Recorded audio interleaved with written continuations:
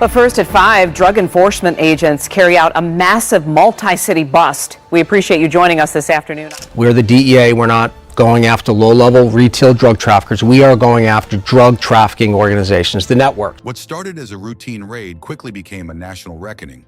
One corrupt sheriff, Marcos Lopez, would unravel a hidden empire within Florida's own law enforcement and ignite a federal firestorm. If the badge itself can be bought, who do you trust?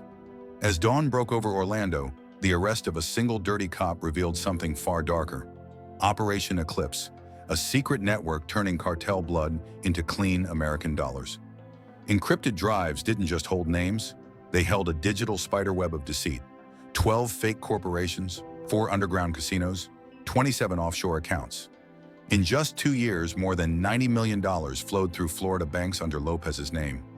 Lopez had preached integrity in press conferences while clearing the roads for cartel convoys behind the scenes. The ledger didn't lie. CJNG, the Jalisco New Generation Cartel, had turned Florida law enforcement into its American command post. Fentanyl, meth, cocaine, the same routes that bled through Texas and California now poured through Florida. Corruption wasn't isolated. Customs officers smuggled cocaine, local deputies pocketed bribes, top officers turned blind eyes. What once symbolized honor had become a currency for betrayal across Florida. Living rooms went silent, parents switched off the news, veterans clenched their fists. One question echoed: if even the guardians can be bought, who protects us? 2 days later, the skies above Florida shifted from calm to war. What began as a single arrest became a statewide counterstrike. The mission: dismantle every fragment of Operation Eclipse and crush CJNG's hold on American soil. At 5 a.m., Tampa's command center lit up. Red dots flickered across digital maps, warehouses, trucking depots, bars, suburban homes. DEA tactical units, ICE Homeland Security agents, and FBI strike teams moved like clockwork.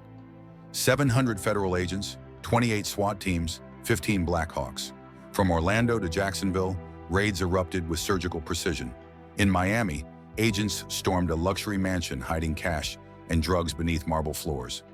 In Tampa, a front company, Sunshine Freight Logistics, was exposed as a cartel hub. Shipping containers spilled plastic-wrapped meth stamped with CJNG's mark, each brick worth a small fortune. By dawn, the numbers were staggering: 2.7 tons of meth, cocaine, and fentanyl, 133 firearms, and nearly $9 million in cash and gold seized. But the true story was the resistance. At a Kissimmee underground casino, armed private contractors, hired by Lopez, opened fire. Slot machines shattered, poker chips flew like shrapnel. 9 minutes of chaos left 4 suspects dead, 9 arrested, and countless lives saved. This was more than a raid, it was a statement. Corruption runs deep, but so does America's resolve. Further north, ICE agents intercepted a convoy of tractor trailers loaded with boxes of counterfeit pills. At first glance, they looked harmless, but lab tests revealed pure fentanyl, enough to kill over 1.5 million Americans. By nightfall, 51 suspects were in custody. Surveillance drones captured a haunting sight. Florida mapped in glowing red, each dot marking a cartel cell. Then, one by one, they faded to gray as the network crumbled. As the light of Operation Eclipse spread across the state, the message was clear: the shield still stands.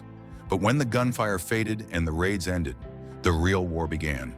Inside Tampa's command center, towers of seized laptops, hard drives, and ledgers revealed a darker truth than any drug. The Eclipse network hadn't just bribed law enforcement, it had infiltrated it. Officers, deputies, customs inspectors, even federal trainees appeared in encrypted spreadsheets linked to offshore accounts and secret payment codes. This wasn't a single corruption case, it was systemic. By dawn, Project Sentinel, Florida Division, was activated. For the first time, the very agencies that had led the raids were ordered to turn inward. Unmarked vans rolled through Orlando, Tampa, and Miami. Doors swung open. The hunt for traitors had begun. Warrants dropped. 17 police officers, 3 border inspectors, and 2 ICE agents were taken into custody. Not as heroes, but as traitors. They weren't protecting the public.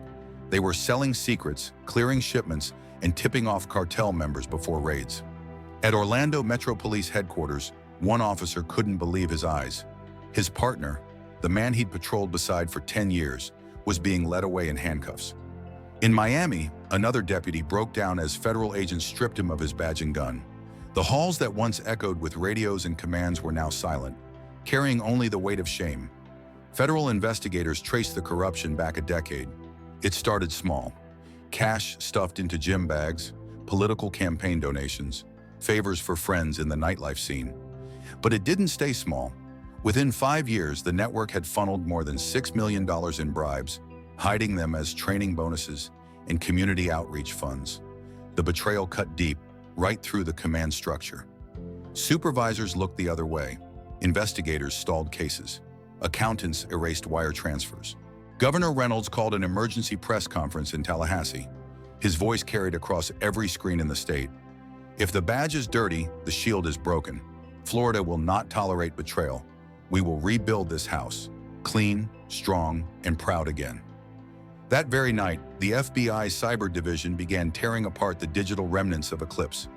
They found messages between Lopez's lieutenants and Mexican intermediaries, voice notes, coded texts, and even detailed payroll logs for officers under protection. The evidence was irrefutable. In response, Congress acted fast. The Integrity Shield Act passed without hesitation, giving investigators sweeping authority to audit every department touched by Eclipse and to root out corruption wherever it lingered. Federal tribunals met behind closed doors. Careers that had taken decades to build ended overnight. By the week's end, the Eclipse empire had crumbled, but the price was steep, trust shattered, reputations ruined, families left reeling. Yet even amid the wreckage, one thing remained, a stubborn belief that honor could and must be rebuilt. When the smoke finally cleared, Florida was scarred but standing. The Eclipse Social Club, once a neon-lit fortress of greed, now sat silent behind yellow tape.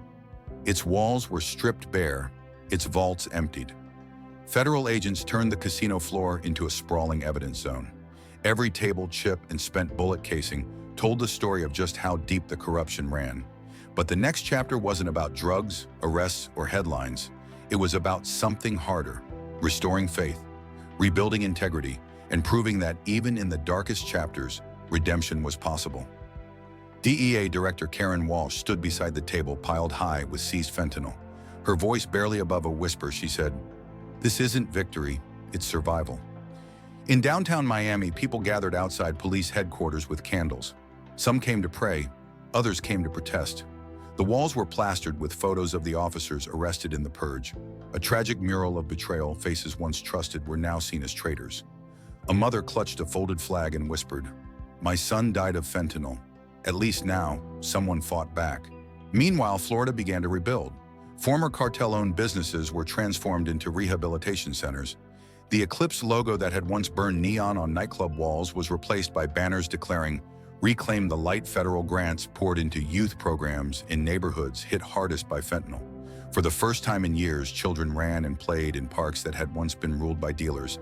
They felt somewhat safe after a long time. On live television, Governor Reynolds stood before the state flag and declared, "We can't erase what happened, but we can make sure it never happens again." Florida won't be defined by its corruption. It will be defined by how we rose from it. At the DEA command post, Commander Reeves scanned the operation board, now dotted with gray pins marking every dismantled Eclipse site. His team was exhausted, bruised, eyes hollow from long nights.